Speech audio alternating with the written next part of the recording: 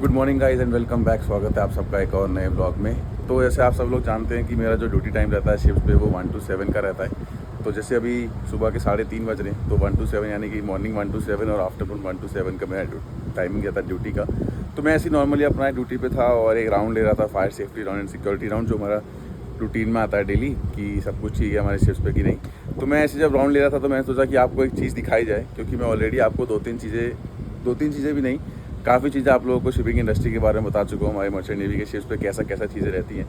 तो सिर्फ engine department और डेक डिपार्टमेंट तो इसमें है नहीं, एक दूसरा डिपार्टमेंट भी है, वो केटरिंग डिपार्टमेंट है, जिसमें हमारा कुक आता है, जीएस आता है, वो अलग है बिल्कुल। बट शिप्स पे और भी बहुत सारी चीज़ें होती है, जैसे कि सेफ्टी आइटम्स हमारे क्या क्या होते हैं, एफएफए आइटम्स क्या होते हैं, एलएसए आइटम्स क्या होता है।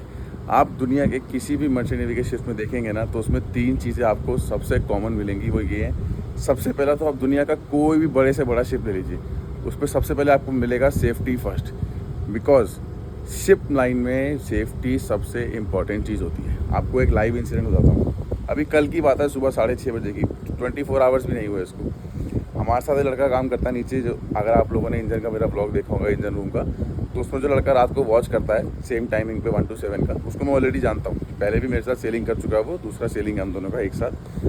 तो कल वो इंजन रूम में कुछ काम कर रहा था, मतलब कि हाइड्रोफोर था, जिसमें कि एयर प्रेशर, वो थोड़ा सा एयर बॉटल चार्ज कर रहा था, जिसमें कि हमारे केबिन्स में पानी आता है जिससे। तो वो एयर चार्ज कर रहा था, और वो एयर चार्ज करते करते उससे हुआ क्या, इतना तेज़ प्रेशर था कि उसने कुछ लगाया, यानी कि स्पैनर लगाया या फिर कुछ पेचकस वगैरह या कुछ लगा रहा था वो खोलने के लिए।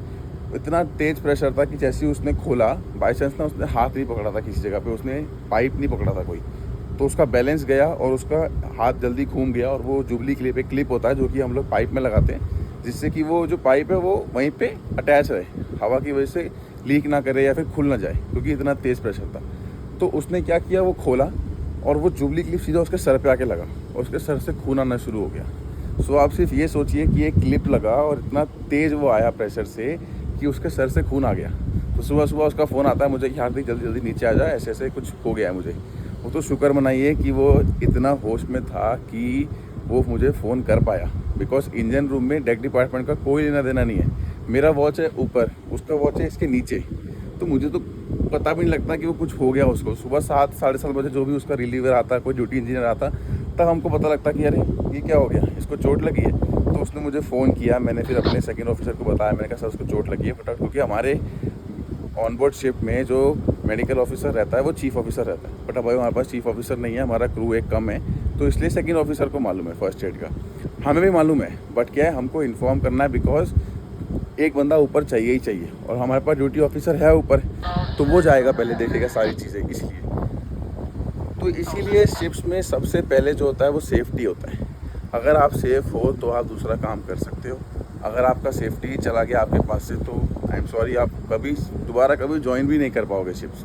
तो ऐसे बहुत सारे केसेस होते हैं, और सिर्फ यही नहीं है, हमारे शिप्स में बहुत सारी इमरजेंसी ड्यूटीज़ भी होती हैं और इमरजेंसीज़ भी हैं, जैसे कि फ़ायर हो गया। शिप में सबसे बड़ा इमरजेंसी होता है वो होता है फायर का। अभी आप लोगों ने शायद एक न्यूज़ देखी होगी कि नहीं देखी पता नहीं, केरला में एक एमएससी का, यानी कि मेडिटेरियन शिपिंग कंपनी, जो कि बहुत अच्छी कंपनी है शिपिंग लाइन की, उसका एक शिप था, वो फायर की वजह से डूब गया।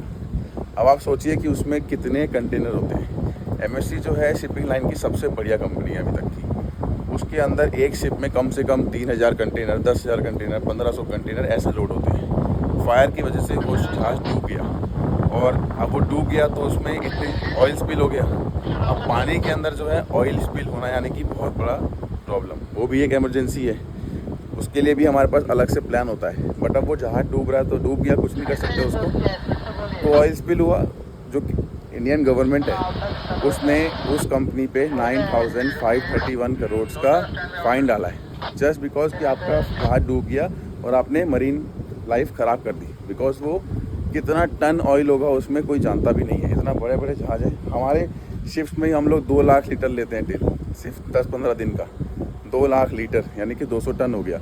पानी होता है, अलग अलग केमिकल्स होते हैं, बहुत सारी चीज़ें होती हैं, और इसमें एलएसए आइटम, एफएफए आइटम भी होता है हमारे शिप्स में, हम लोगों को हमारी पर्सनल सेफ्टी के लिए।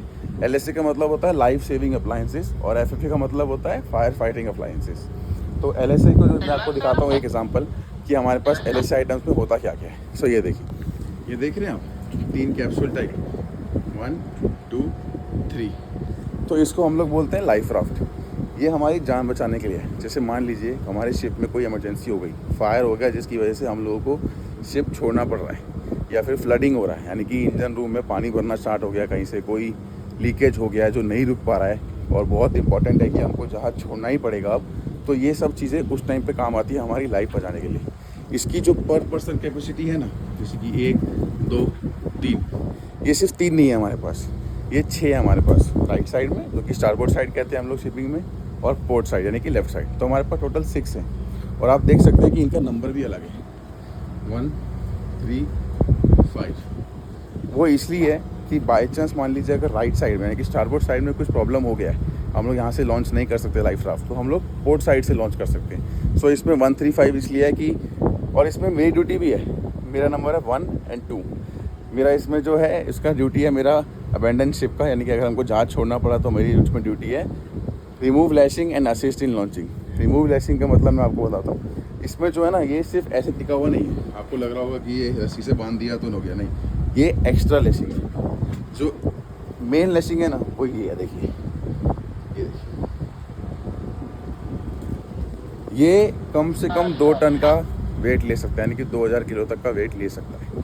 तो ये हमारा लैशिंग है जिसको हम लोग सिक्योर करके रखते हैं, ताकि रोलिंग में जब जहाज चलता है तो ज़्यादा वेट ना पड़े, क्योंकि रोलिंग में ऐसा होता है कि कभी कभी वेट लेफ्ट साइड जाता है, कभी बिल्कुल राइट साइड जाता है। सो वो प्रॉब्लम ना है, इसलिए बस हम लोगों ने इसमें लैशिंग करते हैं। तो ये हमारा हो गया LSA आइटम।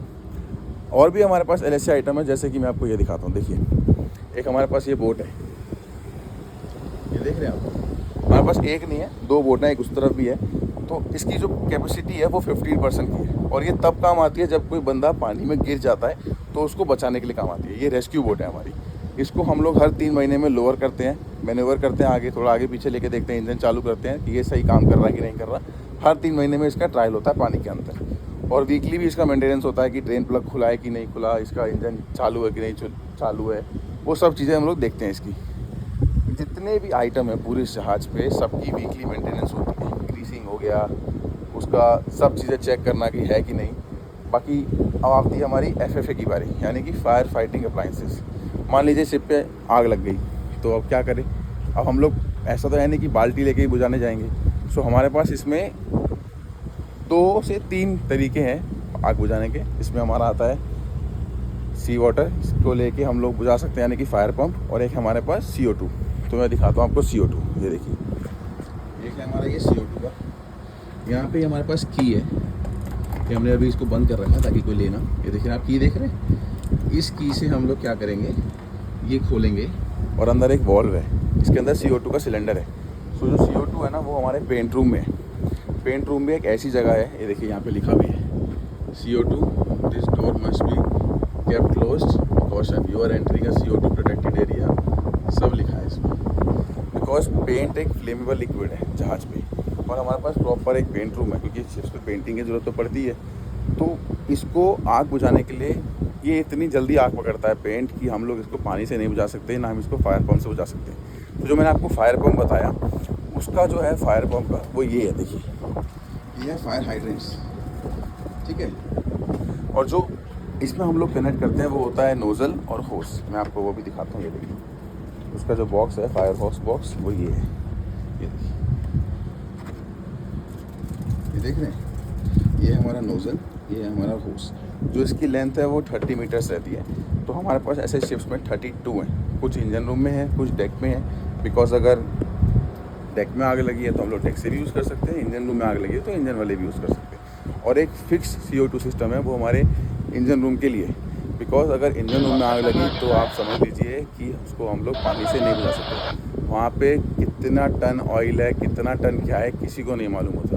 जगह जगह ऑयल रहता है इंजन रूम में, और इतना तेज़ आग पकड़ता है वो, आपको मालूम ही है पेट्रोल डीजल कितना तेज़ आग पकड़ता है। और हमारे शिप्स में तो चलता फिरता बम ही कहते हैं इसको, ये तो फिर भी कम है। जो ऑयल टैंकर्स होते हैं उसमें तो कितना होता है, जो बाहर से तेल लेके आते हैं शिप्स वगैरह, उसमें तो बहुत बहुत टेक केयर किया जाता है इन सब चीज़ों का। तो फिक्स CO2 को होता है कि मतलब वो ऑलरेडी है, 15-20 सिलेंडर हमारे एक जगह पे CO2 रूम में है। उसका एक्सेस जो है हमारे चीफ इंजीनियर पे रहता है, जो इंजन रूम का हेड होते हैं। अगर आउट ऑफ कंट्रोल फायर जा रहा है तो वो क्या करते हैं, CO2 सिस्टम को रिलीज़ कर देते हैं। तो इंजन रूम का जो कितना भी क्रू है बाहर, वो सब बाहर आ जाएगा और वो सब दरवाजे बंद कर देंगे जिससे कि हवा ना जाए अंदर। CO2 का काम ही होता है कि वो एयर को कट ऑफ करके फायर रोक दे। तो इसीलिए वो फिक्स CO2 सिस्टम है जो कि सिर्फ चीफ इंजीनियर ऑपरेट कर सकता है। बाकी ये वाला जो है हम लोग भी ऑपरेट कर सकते हैं इन एन एमरजेंसी। सो मैंने आपको बता दिया कि FFA आइटम्स कौन कौन से होते हैं। एक होता है CO2, एक होता है फायर पम्प और एक होता है फिक्स CO2। तो ये 3 तरीके से हम लोग आग बुझा सकते हैं। बाकी मैंने आपको शिफ्ट पे यही बताया है कि LSA आइटम्स क्या होती है, लाइफ सेविंग अप्लाइंसेस। ये तो सिर्फ अभी वो हैं कि हम लोग जहाज़ छोड़ के पानी में जा रहे हैं, बट जब हम लोग जहाज़ छोड़ेंगे उसके बाद भी हमारे पास 2-3 चीज़ें होती हैं हमारी लाइफ बचाने के लिए, जो कि SART एंड EPIRB। SART का मतलब होता है SART होती है उसकी पूरी नाम। तो SART का फुल फॉर्म है सर्च एंड रेस्क्यू ट्रांसपोंडर।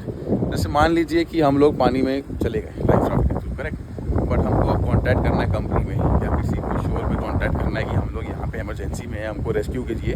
तो हम लोग वो लेके जाते हैं अपने साथ।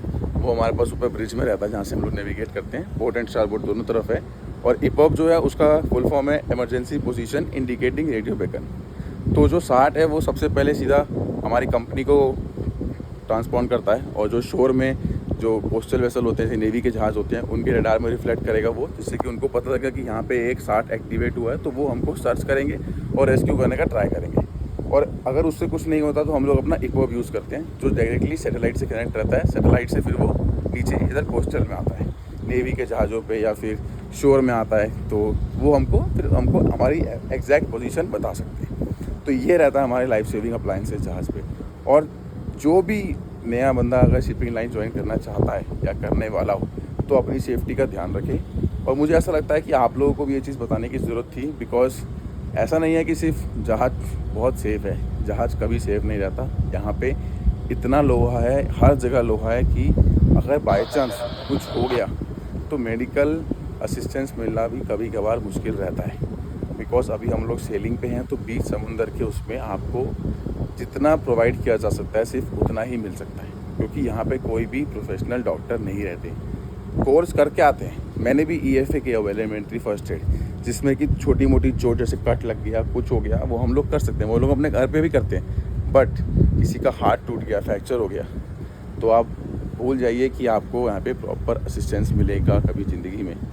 क्योंकि हड्डी जोड़ने का काम तो सिर्फ डॉक्टर कर सकता है ना, हम लोग तो नहीं कर सकते। चाहे वो कोई भी हो, सेकंड ऑफिसर हो, चीफ ऑफिसर हो या कैप्टन भी बना हुआ हमारा, उसमें कोई फ़र्क नहीं पड़ता। सब लोगों का यहाँ पे अलग अलग ड्यूटी है। मेडिकल सिर्फ डॉक्टर ही कर सकता है जो कि शोर में रहता है। और शोर मिलना कभी कभार इतना मुश्किल होता है कि हमको साइन ऑफ नहीं मिलता है टाइम पे। तो शोर का मेडिकल असिस्टेंस तो बहुत दूर की बात है। बिकॉज मेडिकल असिस्टेंस तब मिलता है जब आप लोग जेट्टी पे हो, जब आप लोग पोर्ट पे हो कि आप लोगों को फटाफट जा सकते हो। अब आप बीच समुंदर में कहीं डीप सी में हो, कहीं पैसिफिक ओशन, अटलांटिक ओशन में, आपको नेक्स्ट पोर्ट ही 5 दिन बाद मिलेगा, तो आप कैसे कुछ कर लोगे। इसीलिए सेफ्टी जो है सबसे टॉप प्रायोरिटी होती है हमारी शिप में। सेफ्टी अगर आप लोग ने रख ली तो आप लोग जितनी मर्जी सेलिंग कीजिए, जितना मर्जी कुछ कीजिए।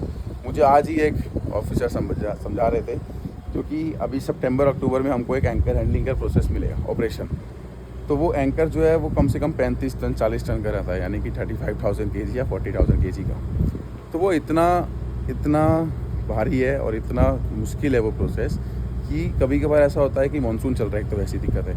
तो कभी कभार ऐसा होता है कि जहाज़ एकदम से पिचिंग करता है, यानी कि तो धक्का मारता है नीचे अपने आप को, तो वो एंकर जो है उड़ जाता है। अब आप सोचिए कि कितना तेज़ प्रेशर होगा कि 40,000 किलो के एंकर को वो हवा में उड़ा देता है। तो उस चीज़ों से बच के रहना होता है। और वही मुझे आज समझा रहे थे, तो मैंने समझा थोड़ा बहुत कि हाँ ओके ठीक है, ये चीज़ें करनी पड़ेंगी। क्योंकि अगर सेलिंग करना है, इस लाइन में टिके रहना है, तो सेफ्टी तो सबसे पहले। बाकी मैंने आपको बता ही दिया कि LSA आइटम्स क्या होता है, FFA आइटम्स क्या होता है हमारे पास। हाँ, FFA में हमारे पास एक्सटिंग्विशर्स भी होते हैं जो कि अलग अलग जगह पे रहते हैं। जैसे मैं आपको एक दिखा देता हूँ। जैसे ये हमारा पेंट स्टोर है, तो इसमें नेकेड लाइट मारना तो मना है खैर, बट फिर भी मैं लाइट जला देता हूँ। इसको पहले थोड़ा सा वेंटिलेट कर लेते हैं, बिकॉज ये जो है इसको वेंटिलेट करना चाहिए, इसके अंदर गैस प्रोड्यूस होती है। तो इसको मैंने कर दिया बंद अभी ब्लोअर को, जिससे कि जितनी भी गैस थी वो सब बाहर चली गई। बाकी ये देखिए, ये देख रहे हैं, ये हमारा DCP यानी कि ड्राई केमिकल पाउडर। हमारे पास CO2 वाले भी हैं, फोम वाले भी होते हैं, अलग अलग टाइप के एक्सटिंग्विशर्स रहते हैं हमारे शिप्स में। हमारे शिप्स में नहीं, इनफैक्ट किसी भी शिप्स में। तो ये कर दिया बंद, लाइट करीबन और हवा के बाहर। तो हम लोग इसके थ्रू भी अगर छोटी मोटी आग है तो हम लोग एक्सटिंग्विशर से बुझा सकते हैं। ये हम लोग तब यूज़ करते हैं जब बहुत बड़ी आग लगी होती है, और CO2 हम लोग तब यूज़ करते हैं जब आउट ऑफ कंट्रोल है, जो हमारे पास लास्ट ऑप्शन है। लेकिन हम लोग ट्राई करते हैं कि हम लोग आग को बुझा सकें। और इस इमरजेंसी ड्यूटीज़ में सबकी अलग अलग ड्यूटीज़ भी होती हैं। जैसे मेरी फायर में है, फायर होस्ट जो मैंने आपको दिखाया ना, उसको रिग करके बाउंड्री कूलिंग का मतलब होता है, फॉर एग्जांपल अगर आग उस तरफ लगी है तो हम लोग उसके ऑपोजिट साइड में पानी मारे दीवार पे, ताकि आग आगे ना बढ़े। सो अलग अलग ड्यूटी सबकी रहती है। और जो हाँ सबसे इंटरेस्टिंग ड्यूटी है हमारी मेरी मैन ओवर बोट में, जो कि उस रेस्क्यू बोट में, यानी कि ये रेस्क्यू बोट में जाके जो बंदा डूब रहा है उसको बचाने की। तो ये थोड़ा इंटरेस्टिंग है, बट ये मुश्किल भी है। ऐसा नहीं है कि मुझे मज़ा आएगा किसी बंदे को बचाने में, बट थोड़ा सा मुश्किल प्रोसेस रहता है कि कभी कभार स्वेल इतना तेज़ रहता है कि वो बंदा हमको दिखता भी नहीं है, कहाँ निकल जाए 5 मिनट में हमको पता भी नहीं लगता। बाकी अगर हम आपको एक चीज़ और दिखाए तो मैं खड़ा ही हूँ, तो ये जो है ना हमारा एक क्रेन है, देख रहे हैं हमारा ये क्रेन है। जैसे मान लीजिए हमको कोई सामान उठाना है शोर से, या फिर कोई बोट आया है सामान देने, और शिफ्ट पे ऐसा रहता है ना कि सारे सामान कम से कम मैन पावर तो नहीं लगा सकते आप लोग, 10% लगा सकते हो। 90% टाइम ऐसा होता है कि आपको क्रेन की ज़रूरत पड़ती है। सो हम लोग यहाँ से हमारा भारी से भारी सामान इसमें उठा सकते हैं। हमारा इसका जो SWL है, यानी कि सेफ वर्किंग लोड इस क्रेन का, वो 1700 kg है, यानी कि 1700 किलो तक ये कोई भी सामान उठा सकता है। तो इसको ऑपरेट करने के लिए हम लोग यहाँ चढ़ते हैं ऊपर। बाकी मैंने एक फ़ोटो डाला था अपने इंस्टाग्राम स्टोरी पर, जिसने नहीं देखा वो देख सकते हैं मेरी हाईलाइट्स में जाके, कि मैंने एक बार क्रेन ऑपरेट किया है।